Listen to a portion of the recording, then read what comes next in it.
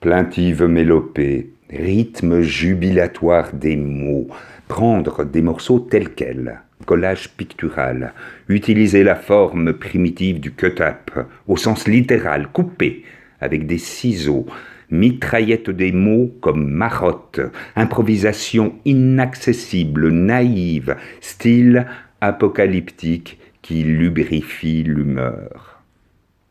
Caresser, caresser l'oreille, répéter les phrases, esprit talmudique, cantique chanté, répéter les phrases qui caressent, utiliser les mots, la psychiatrie des mots, des phrases, revenir au point de départ, trouver les mots, revigorant la caresse des mots juxtaposés comme des puzzles. Il n'y a rien à comprendre, faire des phrases, une fusion de phrases, rechercher la banalité, la question du sens, secondaire aussi.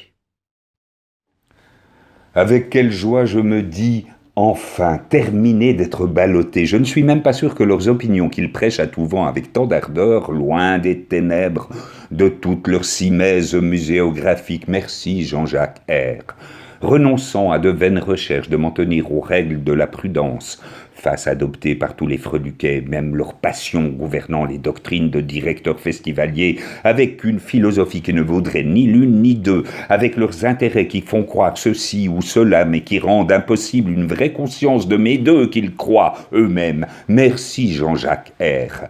Cherchons de toutes nos forces, pendant qu'il est encore temps, en ce moment favorable de l'époque matérielle. Orage politique sans boussole accessible, je le dis pour le restant de mes jours, me voilà dans la maturité de l'âge et de l'entendement. Merci Jean-Jacques R. Déjà, je touche le déclin, et si j'attends encore de toutes mes forces, je n'aurai même plus le temps, même tardif, et mes facultés intellectuelles. Je ferai moins bien de mon passé ce que je fais aujourd'hui.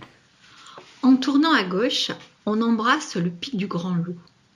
Vestige sur une étroite arête de montagne ne peut être suivi que par des marcheurs expérimentés. Les varapeurs devront prendre le matériel convenu. On pourra dégager un abri de fortune au pied de la montagne. Un site sauvage pour les bêtes, grotte mystérieuse pour anachorètes.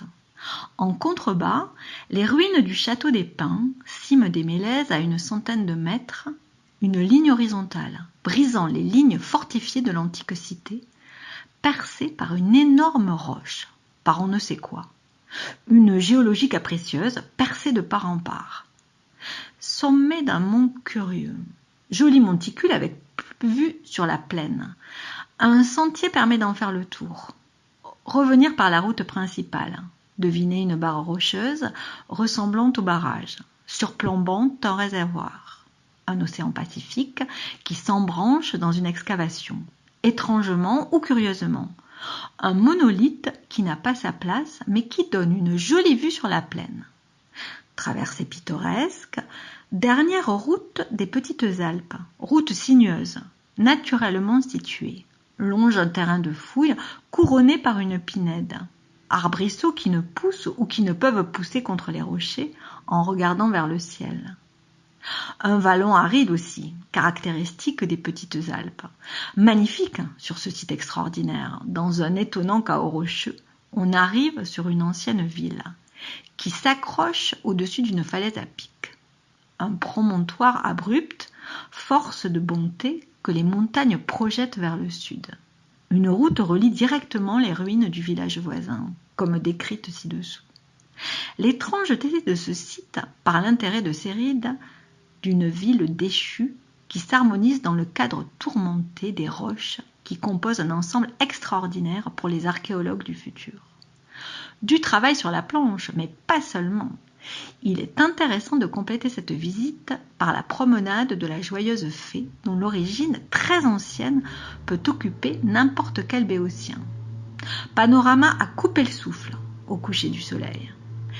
Essayez une promenade nocturne à travers d'immenses blocs erratiques au clair de lune, souvenir inoubliable. Il n'y a pas si longtemps, on célébrait une messe salvatrice interdite par des moines belliqueux qui n'avaient rien d'autre à faire que guetter les éléments bachiques, profanes, voire païens, des anges cachés derrière l'autel qui annonçaient l'arrivée du premier tonneau de la grande vigne.